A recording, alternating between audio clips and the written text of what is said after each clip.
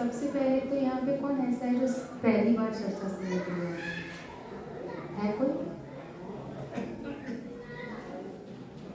चलो, सुंदर साथ को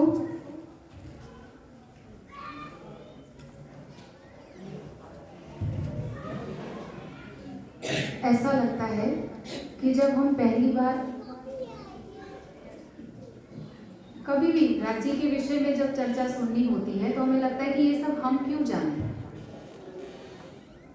हमें तो पता है कि प्राणनाथ जी कौन है, हमारा घर कहाँ है, कैसे जाना है, तो हम इस ज्ञान को क्यों सुने।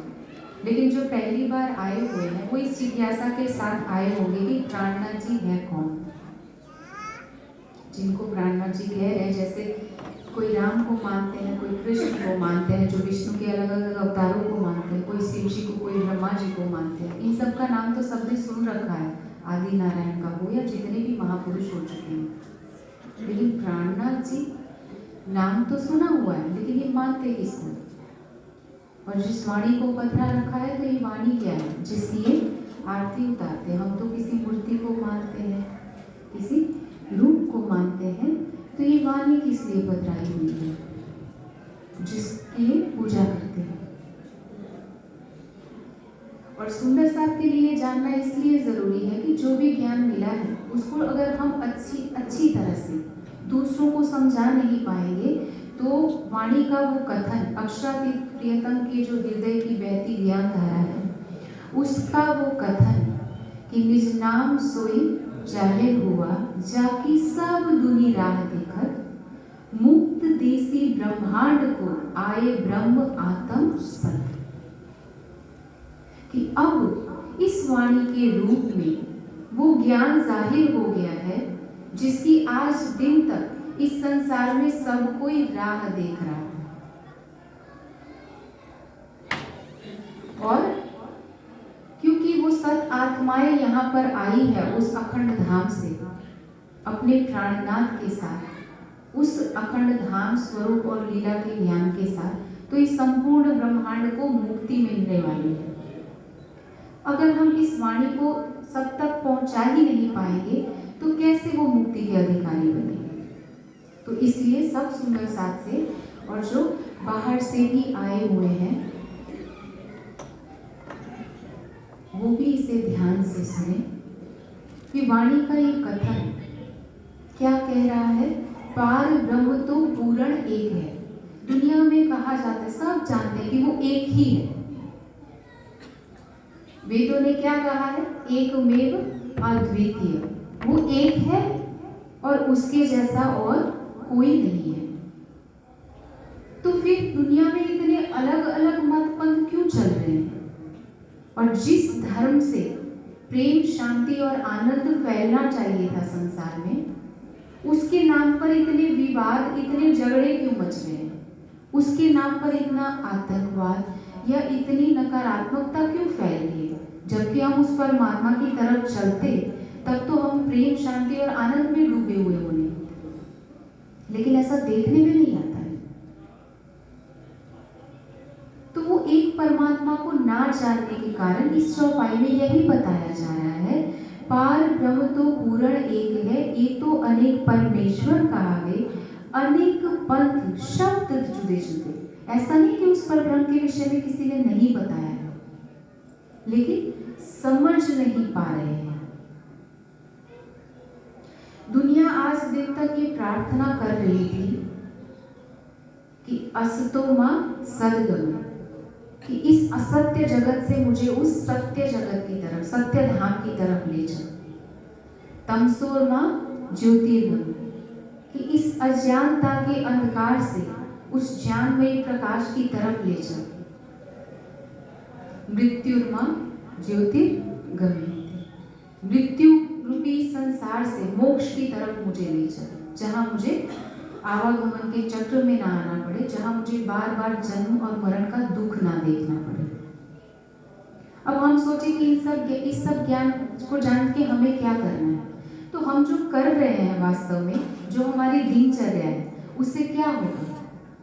हम सुबह से लेकर रात्रि तक जो भी हमारी आयु हुई है, प्रतिदिन जो कुछ भी क्रियाकलाप करते आ रहे हैं, वो किससे रिलेटेड है, किससे संबंधित है। अगर मैं आपसे पूछूं, क्या आपको पता है कि आप सुबह उठकर खाते हो, पीते हो, जिस परिवार का पालन पोषण करने के लिए लगते हो, तो वो किस का परिवार है? इस शरीर का या उस चेतना का जो इस शरीर के अंदर है? तो आप क्या कहोगे अगर मैं पूछूं कि आपकी पहचान क्या है? अध्यात्म जगत की एक गूढ़ प्रश्न है जिसको आज दिन तक कोई जान ही नहीं पाया कि मैं कौन हूँ, कहाँ से आई हूँ और मृत्यु के बाद मुझे जाना कहाँ है। हम कहेंगे हमें पता है, हम यह शरीर है, हमारी ये नाम है, हमारा ये एड्रेस है, ये हमारा परिवार है, ये हमारे माता पिता है, ये हमारे भाई बंधु है, ये हमारी डिग्री है जो हमने हासिल कर रखी है। ये सारी जो पहचान हम बता रहे हैं वो शरीर की ही तो है। लेकिन क्या हम ये शरीर है? अगर हम यह शरीर है तो इस शरीर में माँ के गर्भ में आने से पहले हम कहाँ थे और इस शरीर को छोड़ने के बाद हम कहाँ जाएंगे? वो क्या है जो इस शरीर से अलग हो जाने के बाद हम मृत्यु घोषित कर दिए जाते हैं। अगर हम यह शरीर ही है और शरीर की चेतना होती तो ये कभी मरता नहीं। तो वो चेतना जो है वो इस शरीर को चला रही है, लेकिन वो चेतना आई कहाँ से, किसका अंश है? और वो चेतना ये प्रार्थना क्यों कर रही है कि मुझे इस असत्य से सत्य की तरफ ले चल? उसको तो हम इस संसार में ही देखते हैं कि वो यहाँ के कण कण में है, फिर उसको पाने के लिए इतना प्रयास क्यों? तो सच में क्या वो परमात्मा इस कण कण में है? कबीर जी ने कहा है कि घट घट में होता तो मरता न कोई, कण कण में होता तो देखता सब कोई।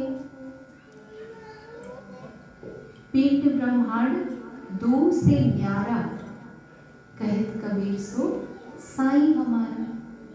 कि अगर वो कण कण में होता तो सबको दिखता, अगर वो घट घट में होता, प्रत्येक शरीर में होता तो कोई मरता नहीं।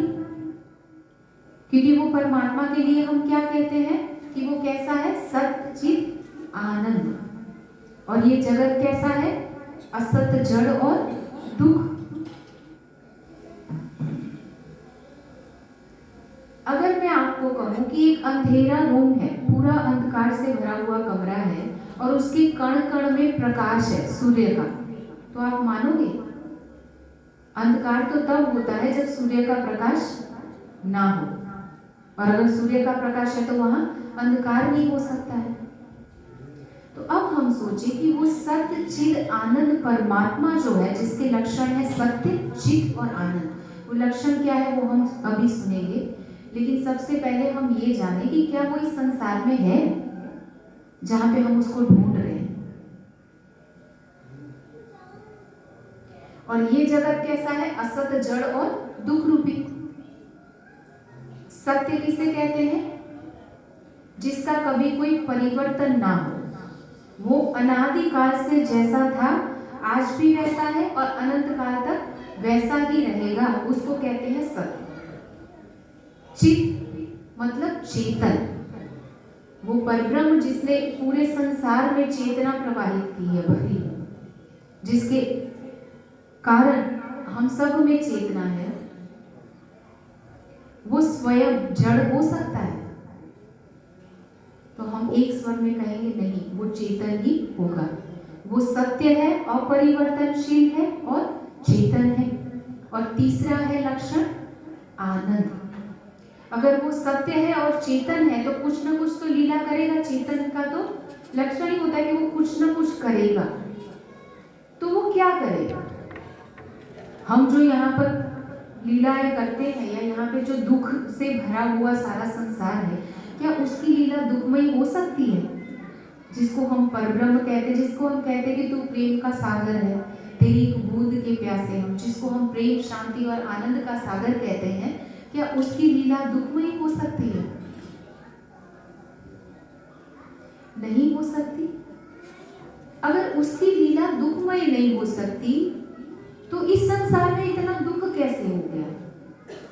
ये सारे प्रश्न हमारे मन को प्रभावित करते हैं, हमें इसका भी जवाब मिलना चाहिए, तभी तो हम समझ पाएंगे कि वो कहाँ है, कैसा है, जिसे हम कहते हैं कि सच्चिदानंद। अब सत्य, चिद और आनंद की कसौटी पर हम जितने भी देवी देवता हैं इस संसार के, महापुरुष हो गए, अवतार हो गए, तीर्थंकर, पैगंबर हो गए, इन सबको हम देखें तो ये सारे हम जिसको भी जानते हैं और मानते हैं वो कहीं ना कहीं ब्रह्मा, विष्णु और महेश, जिनको हम कहते हैं गॉड, जनरेटर, ऑपरेटर और डिस्ट्रॉयर। जनरेटर मतलब जिसने सबको उत्पन्न किया है, ब्रह्मा जी। ऑपरेटर मतलब संचालन करने वाले, विष्णु जी। और शंकर जी को कहा जाता है डिस्ट्रॉयर, संहारक। और वो विष्णु जी जो संचालक है वो क्या करते हैं, समय समय पर वो क्या कहते हैं, यदा यदा ही धर्मस्य ग्लानिर्भवति भारत। जब जब धर्म का ह्रास होता है तब तब वो क्या करते हैं, अवतरित होते हैं, जन्म लेते हैं। अभी हमने देखा सुंदर साहब जी कि उस परमात्मा का पहला लक्षण है सत्य। सत्य का मतलब जो जन्मेगा वो तो मृत्यु को प्राप्त होगा, और जो जन्म मरण से परे है, जिसके स्वरूप में कोई परिवर्तन नहीं होता है, उसी को तो सत्य कहेंगे। तो जितने अवतारों को हम जानते हैं वो सब तो जन्म रहे हैं और अपना कार्य करके, मृत्यु को प्राप्त करके विष्णु भगवान में समाहित हो रहे हैं। अगर हनुमान जी हैं तो वो शंकर जी में जा रहे हैं, जो जिसका अवतार है वो उसी में समाहित हो रहा है। तो क्या ये परमात्मा नहीं है?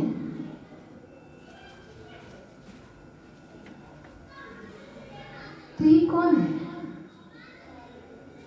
इसके लिए गीता में योगेश्वर श्री कृष्ण जी कहते हैं कि 3 पुरुष हैं इस संसार में। 3 पुरुष को सब जानते हैं। एक है क्षर पुरुष, दूसरा है अक्षर और तीसरा है अक्षरातीत, जिसे उत्तम पुरुष भी कहते हैं, जिसको अभी हमने जाना कि जो सच्चिदानंद, परब्रह्म, पूर्ण ब्रह्म, अलग अलग नाम से उनको जाना जाता है। तो गीता में योगेश्वर श्री कृष्ण अर्जुन को बताते हैं कि द्वाविमो पुरुषो लोके क्षर अक्षर एवच। इस संसार में क्षर पुरुष और अक्षर पुरुष, ये द्वाविमो, ये 2 पुरुषों की लीला होती है। क्षर सर्वाणि भूतानि कूटस्थ अक्षर उच्यते, और उसमें से 2 पुरुष है, क्षर पुरुष और अक्षर पुरुष। अब जो क्षर पुरुष है, जिसको हम कहते हैं आदि नारायण, जिसे हम कहते हैं शेष शाही, जिसे हम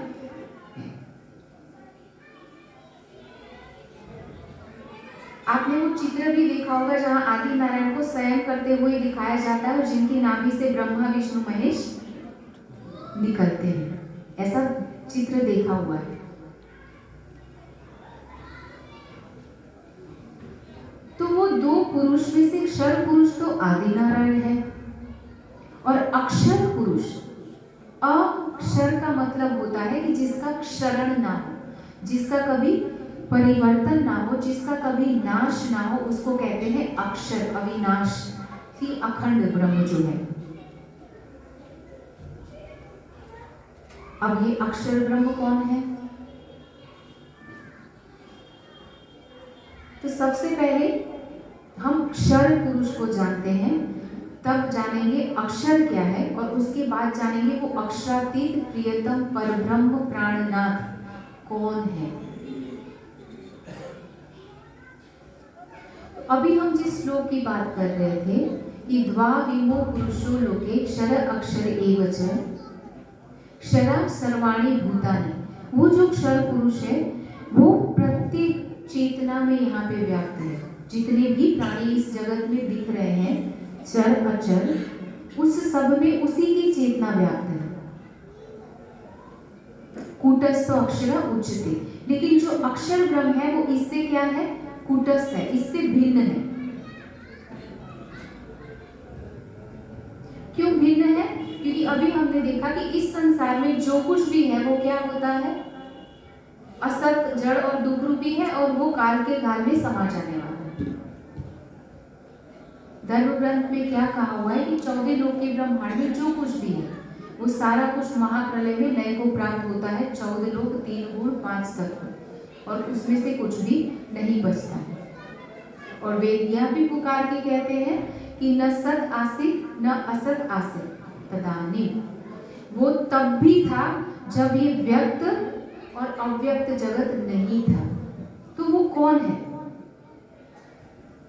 और ये क्षर पुरुष कहां से है, जिसके लिए रामचरितमानस तो सबने पढ़ रखा होगा। तुलसीदास जी ने उसमें क्या कहा है, नेति नेति चहि वेद निरूपा निजानंदिनी उपाधि अनुपा। जिसके लिए वेदों ने क्या कहा है, ऐसा नहीं ऐसा नहीं। किसी ने यह नहीं बताया कि वो कैसा है, सबने ये बताया कि जिसने जिस चीज को जाना सबने ये बोला कि नहीं वो ब्रह्म ऐसा नहीं है। हम जिस चीज को पकड़ रहे हैं वो सत्यचिद आनंद की कसौटी पर खरा नहीं उतर रहा है। तो परब्रह्म ऐसा नहीं है, ऐसा नहीं है, जगत में कहीं पर भी नहीं है। नेति नेति जेहि वेद निरूपा निजानंद, वो कैसा है, स्वयं आनंद स्वरूप है। निरूपाधि, उसको कोई उपाधि नहीं दी जा सकती है। इस जगत का कोई भी ऐसी उपाधि नहीं है जिससे उसकी तुलना की जा सके। अनुपम, शंभु विरंची विष्णु भगवान। अब कहा जा रहा है कि शंभु, विरंची और विष्णु भगवान। शंभु किसे कहते हैं, शिव जी को। विरंची कहते हैं ब्रह्मा जी को, और विष्णु भगवान जिनको तो सब जानते हैं। उपजहि जासो अंश कई नाना, उस आदि नारायण के अंश मात्र से, नाना मतलब कई, ब्रह्मा विष्णु और महेश पैदा होते हैं और ऐसे अनंत ब्रह्मांडों का संचालन करते हैं। तो यह कहां से उत्पन्न हुआ? हमने यह जाना कि आदि नारायण जो क्षर पुरुष है उनके अंश से ऐसे अनंत ब्रह्मा विष्णु उत्पन्न होते हैं और लय को प्राप्त हो जाते हैं। तो वह आदि नारायण कहां से आ रहे हैं? और जब कुछ भी नहीं था तब वो था, तो जब कुछ भी नहीं रहेगा तब भी वो होगा। तो वो इस संसार में तो नहीं हो सकता है। तो इस संसार से परे वो कहाँ है, जिसके लिए प्राणनाथ जी की वाणी कहती है निराकार के पार थे। यह जो कुछ भी हमें दिख रहा है जगत, वो एक दिन काल के गाल में समा जाएगा और निराकार में समाहित होके वापस से जहां से पैदा हुआ वहीं पे चला जाएगा। कहां से पैदा हुआ, कैसे पैदा हुआ, उसको जानने के लिए अब हम चलते हैं उस उत्तम पुरुष के पास। सबसे पहले जिसे हम कहते हैं प्राणनाथ, जिसके लिए प्राणनाथ कोई व्यक्ति का नाम नहीं है। प्राणनाथ वह है जो प्राणों का नाथ है, जो सारी चेतनाओं का स्रोत है।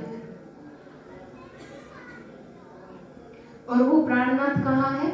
उस परम धाम में, जिसके लिए कहा गया है दिव्य ब्रह्मपुर की, कि दिव्य ब्रह्मपुर में है वो परम धाम में। परम धाम मतलब सर्वश्रेष्ठ धाम, जहाँ पे सब कुछ सत्य चिद और आनंदमय है, अपरिवर्तनशील है, और जहाँ के कण कण में उसकी लीला है। जैसे यह संसार हमने देखा जिसके कण कण में किसकी लीला है, आदि नारायण की, और कण कण में उसी की चेतना व्याप्त है। उन्हीं की चेतना से ब्रह्मा विष्णु महेश और ऐसे असंख्य ब्रह्मांड बनते हैं पानी के बुलबुले की तरह, और उसमें समाहित हो जाते हैं।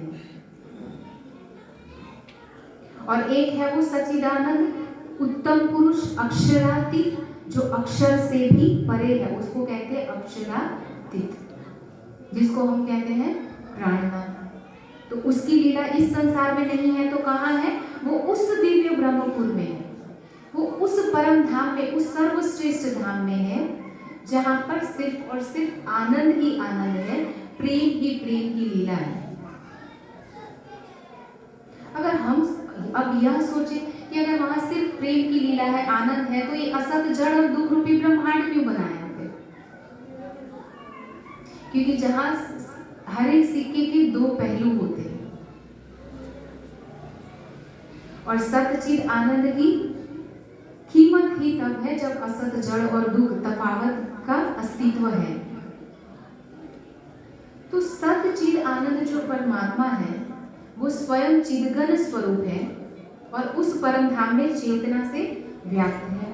कण कण में उसकी प्रेममयी और आनंदमयी लीला हो रही है और वही जो चेतना है उसका एक अंग है सत अंग और दूसरा अंग है आनंद अंग। सतचिद और आनंद हम कहते हैं ना, तो उस चिदघन स्वरूप का एक अंग है आनंद जिसकी लीला दिव्य परम धाम में होती है और दूसरा अंग है सत्य, सत्ता की लीला जो इस संसार में होती है। अब हमें लगता है कि एक ही पुरुष है और अब बोल रहे हैं कि 3 पुरुष है, तो एक में से 3 कैसे हो रहे हैं? जैसे इसको जानने के लिए एक सरल उदाहरण है। जैसे पीएम मोदी है हमारे प्रधानमंत्री, वो जब पार्लियामेंट में जाते होंगे तब उनका सत्ता का स्वरूप अस्तित्व में आता है, जहाँ पे उनके सामने सब झुकते हैं। अगर वहाँ पे उनका कोई संबंधी भी चला जाए तो उनको रिस्पेक्ट देना पड़ेगा और वो घर पे जिस तरह से उनसे व्यवहार करते हैं वैसा पार्लियामेंट में नहीं कर सकते, क्योंकि वहाँ पे उनका सत्ता का स्वरूप है एक ही मोदी जी, लेकिन पार्लियामेंट में उनका पावर का, सत्ता का स्वरूप है। और अब जब हम वो घर पे जाएंगे अपने परिवार के साथ, माता के साथ या रिश्तेदारों के साथ में होंगे, तब उनका सत्ता का स्वरूप वहाँ पे रहेगा।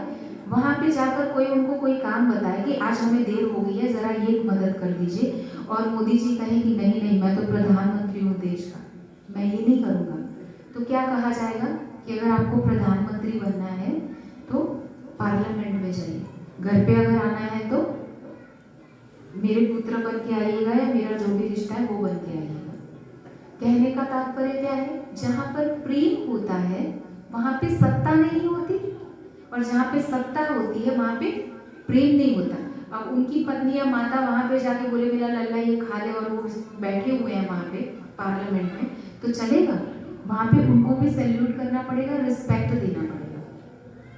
तो सिमिलर वे में परमात्मा एक ही है, लेकिन उनका जो सत्ता का स्वरूप है उसको कहा जाता है अक्षर ब्रह्म, और उनका जो आनंद का स्वरूप है उनको कहा जाता है श्यामा, जो उनकी आह्लादिनी आनंद स्वरूपा है। और जिसकी लीला, आनंद की लीला, जैसे अभी हमने सोचा कि पार्लियामेंट में मोदी जी का घर का व्यवहार नहीं जा सकता है और घर में पार्लियामेंट का व्यवहार नहीं आ सकता है, तो दोनों अलग होना जरूरी था। इसीलिए यह संसार का अस्तित्व अलग है और उस परम धाम का अस्तित्व अलग है। अब उस परम धाम से बाहर अब हम आते हैं दूसरे उनके सत अंग की लीला में। परम धाम में आनंद अंग की लीला होती है, अनादि है, अनंत है, और प्रेम आनंद की लीला वहां पे अनादिकाल से अबाध गति से होती रही है और अनंत काल तक होती रही है। अब उनका जो सतअंग है अक्षर ब्रह्म, वो कहाँ है?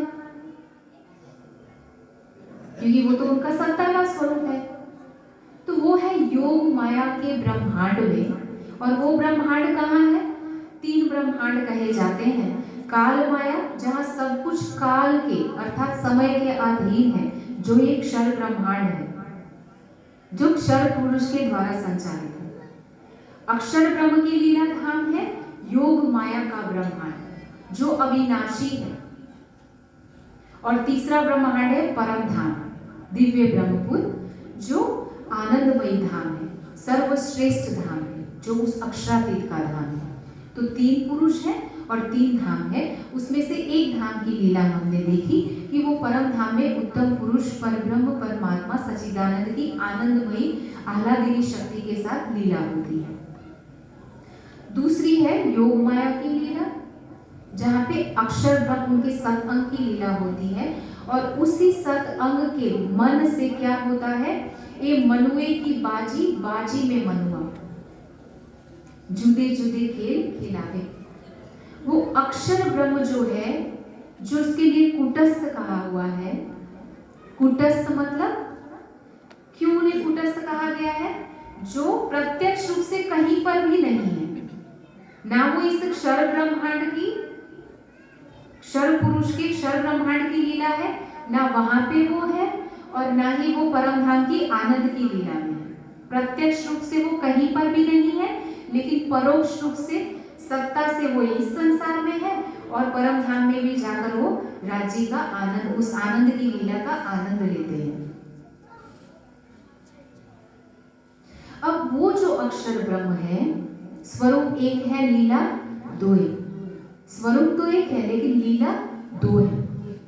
अब तीसरा पुरुष कहां से आ गया, वो भी तो हम देखेंगे ना। तो प्रधानमंत्री मोदी जी के 2 स्वरूप थे, एक सत और एक आनंद का। एक घर पे है और एक है सत्ता का पार्लियामेंट में। और तीसरा स्वरूप वह होगा जब वो सो जाए और रात को नींद में वो स्वयं को किसी संसार में अलग ही ब्रह्मांड में देखे या कुछ और स्वप्न देख रहे हैं, उसमें जो कुछ भी संसार उनको दिख रहा है स्वप्न में, जैसे ही उस स्वप्न का नींद उनकी टूटेगी और स्वप्न का समापन होगा, तो वो जो स्वप्न में मोदी जी थे, जब तक स्वप्न चल रहा था तो मोदी जी थे ना स्वप्न में। हम भी स्वप्न देखते हैं तो हमारे जैसा ही स्वरूप बन जाता है। हम तो बिस्तर पे लेटे हुए होते हैं, हमारा शरीर वहीं पे होता है, लेकिन स्वप्न में बिल्कुल हमारे जैसा ही शरीर खड़ा हो जाता है। हम जागृत अवस्था में जो कुछ भी कर रहे हैं वही संस्कार स्वप्न में होते हैं। ऐसा होता है कि जागृत अवस्था में हम अलग दिख रहे हैं और स्वप्न में अलग दिख रहे हैं, वही सारे संस्कार स्वप्न में भी जाते हैं और पूरा संसार हम देख लेते हैं स्वप्न में। हम कुछ खा रहे हैं तो हमें स्वाद आता है, कोई हमारा अपमान करे तो हमें दुख होता है, कोई हमारा मान करे तो हमें खुशी होती है। जब तक स्वप्न चल रहा होता है हमें पता ही नहीं चलता कि ये स्वप्न है या सत्य है। तो मोदी जी का वो जो स्वप्न का स्वरूप है ना, जो जागते ही खत्म हो जाता है, वो स्वप्नमयी स्वरूप जो है उसको कहते हैं आदि नारायण। अक्षर ब्रह्म के मन का स्वप्न का जो स्वरूप है उसी को कहा गया है आदि नारायण। अक्षर ब्रह्म के संकल्प से आदि नारायण जो है उसमें चेतना आती है और वो स्वयं को, उनका मन जो है वो आदि नारायण के रूप में देखता है। जैसे हम स्वप्न में स्वयं को देखते हैं, उसी प्रकार से वो अक्षर ब्रह्म स्वयं को आदि नारायण के रूप में देखते हैं। अक्षर ब्रह्म के मन का स्वरूप स्वयं को आदि नारायण के रूप में देखता है। और वो जैसे स्वप्न में हमें नहीं पता होता है कि हम कहाँ पे सोए हुए, अगर हमें पता चल जाए कि हम कहाँ सोए हुए हैं तो स्वप्न समाप्त हो जाएगा, दोनों साथ में नहीं जा सकते हैं। उसी तरह से अक्षर ब्रह्म का मन जब स्वप्न देखता है तो स्वयं को कौन से रूप में देख रहा है? अब आदि नारायण के रूप में। अब वो स्वयं को भूल रहे हैं और क्या होता है, आदि नारायण का संकल्प होता है एको अहम बहुश्याम, मैं एक हूं उसमें से अनेक हो जाऊं। उनके संकल्प से क्या होता है कि निराकार जो प्रकृति है उसमें कंपन पैदा होता है, क्षरण होता है और उस कंपन से परिवर्तन आते आते आते, स्थूलता आते आते ऐसे असंख्य ब्रह्मांडों की उत्पत्ति होती है और उन्हीं की चेतना जो है वो ब्रह्मा, विष्णु और महेश के रूप में इन अलग अलग ब्रह्मांडों का संचालन कर रहे हैं। तो ये हो गए 3 पुरुष और उनकी लीला और उनके ब्रह्मांड अलग अलग स्थान का। अब जिनकी हम बात कर रहे थे कि जो प्राणनाथ है वो कौन है, हमें पता है कि वो सच्चिदानंद है, लेकिन हम कैसे माने?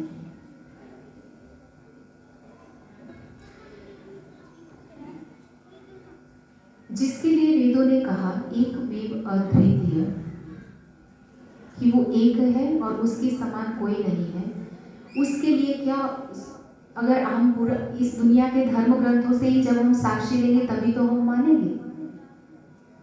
वाणी तो हमें बता रही है, लेकिन वाणी की पहचान भी हमें संसार के धर्म ग्रंथों से ही देनी पड़ेगी।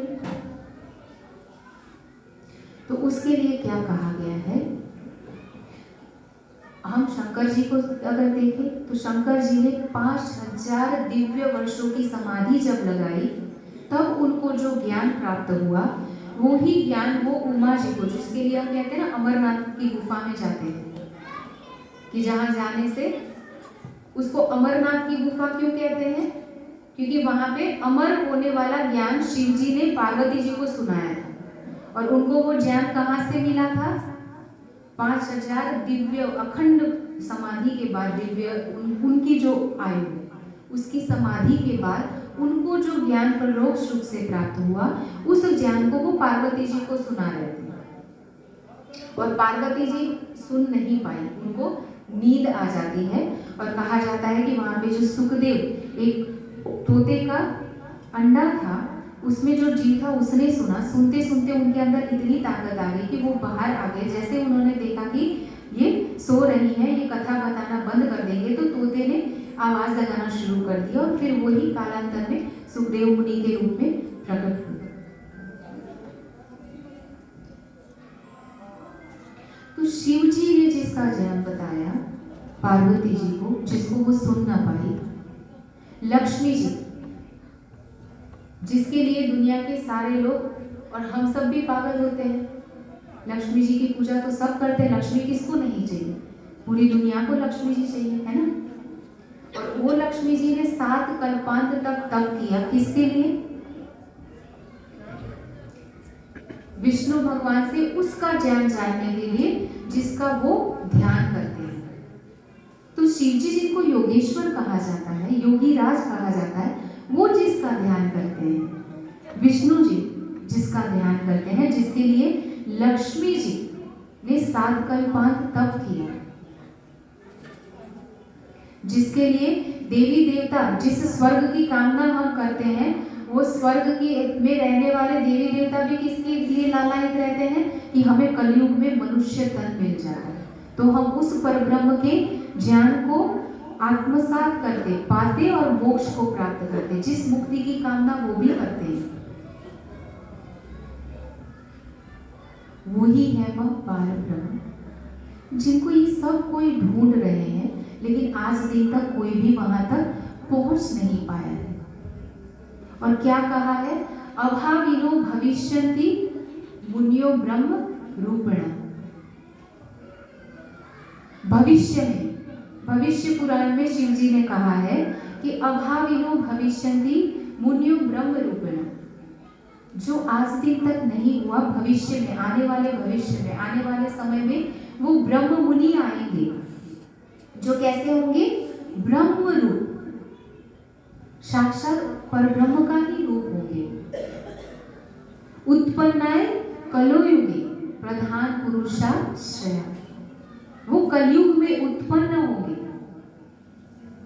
और उस परम प्रधान पुरुष, उत्तम पुरुष का ज्ञान उनको जगाने के लिए आएगा। पुराण संहिता में शिव जी व्यास जी को सारी बातें बताते हैं। तो कौन है वो जिसकी दुनिया राह देख रही थी और जिसके लिए शिव जी, ब्रह्मा जी और उमा जी, लक्ष्मी जी, जिनको हम जानते हैं, सब लालायित है, जिसके लिए कहा गया क्षर से परे अक्षर से पारा, ताही पुरुष का करो विचारा।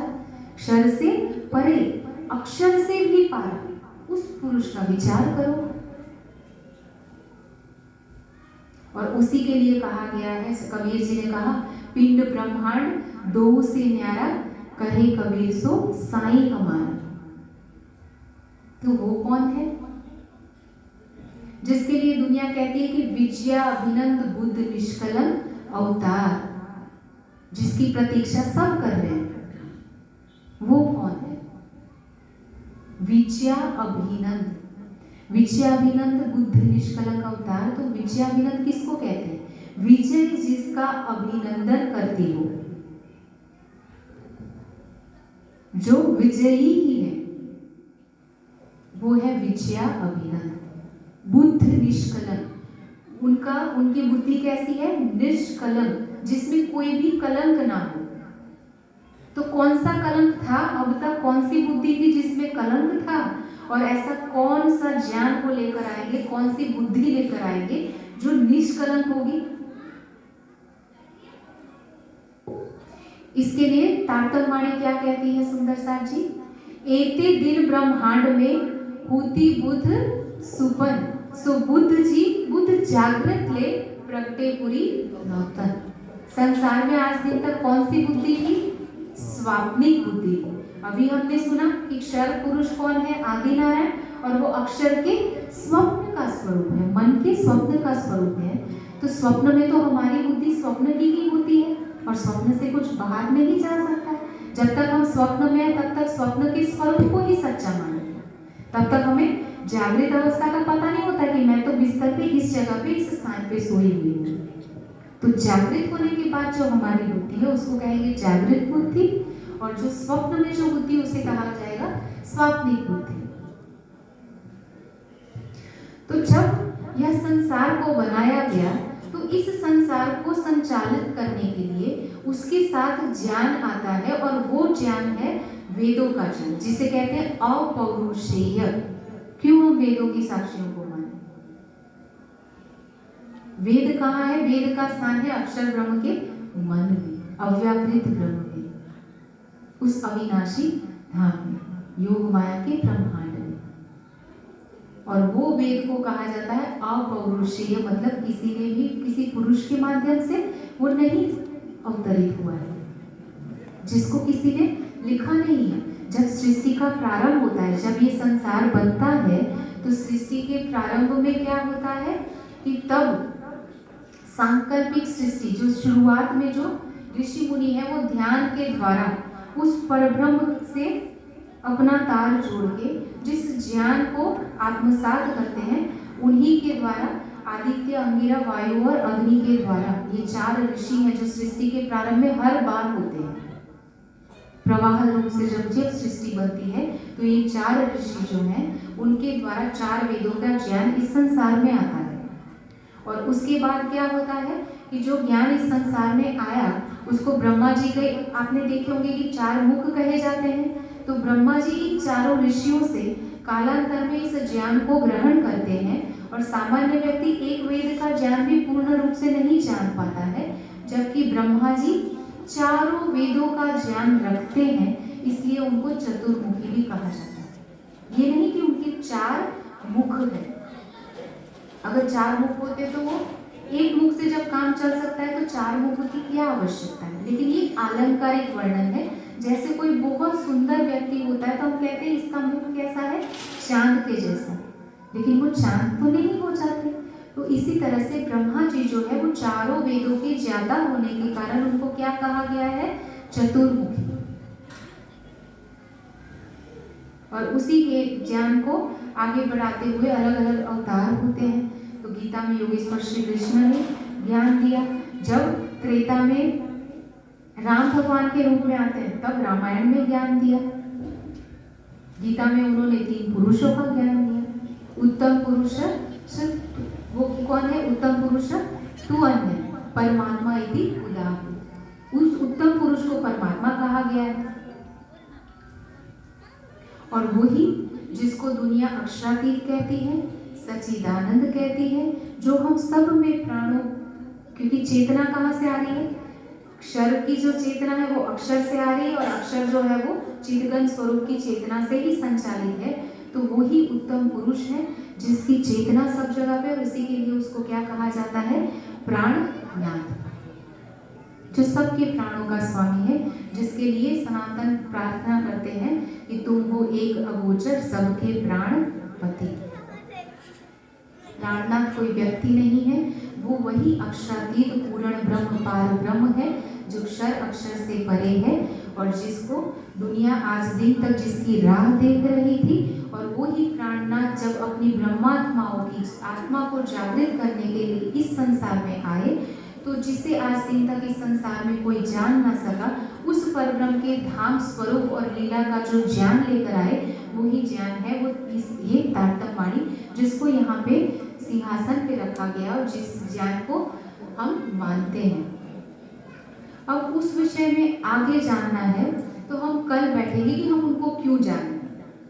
जब हमें उनको जाने बिना ही ये जीवन हमारा चल रहा है, तो हम क्यों उसको जाने, या उसको जानने से हमारा क्या लाभ होगा। तो यह जानने के लिए हमें क्या करना पड़ेगा, उसके लिए भी वेदों ने कहा है, त्वमे विदित्वा मृत्यु मेति न अन्य पंथा विद्यते अनाय। उसको जानने के अलावा और कोई रास्ता है नहीं इस दुख से परे होने का। और उसको जानने के लिए ब्रह्मा विष्णु महेश हो, या स्वयं आदि नारायण हो, या देवी देवता तीर्थंकर महापुरुष सब ने खोज की है और आज दिन तक कोई नहीं जान पाया। तो उस ज्ञान से उसका धाम स्वरूप, उसको प्राप्त करने का मार्ग कैसा है, किस प्रकार से उसको पाया जाता है, क्यों हम उसको जाने। इस संसार में हम जो पकड़े हुए हैं, वो स्वप्न का संसार कैसे और कैसे इससे पार हुआ जा सकता है, वो सब हम कल सुनेंगे। आज के लिए इतना ही स्वीकार करिए, और कल भी मैं आशा करती हूँ कि ज़्यादा से ज़्यादा लोग आएंगे और उसको सुनेंगे, क्योंकि जो हमारी सांसें चला रहा है, जो हमें समय दे रहा है, अगर उसके लिए ही हमारे पास समय ना हो, तो उससे अधिक हमारी और कोई बदनसीब हमारा नहीं हो सकता है। वो हमारा सबसे बड़ा दुर्भाग्य है अगर हम उसके लिए अपना समय ना निकाले। तो आज समय निकाला है, कल भी निकालिएगा और जरूर आइएगा। अब हम चौपाई दोहराते हैं। पार ब्रह्म तो पूर्ण एक है, एक तो अनेक परमेश्वर कहावे, अनेक पंथ शब्द सब जुदे जुदे, और सब कोई शास्त्र बुलावे, और सब कोई शास्त्र बुलावे। बोलो श्री प्राणनाथ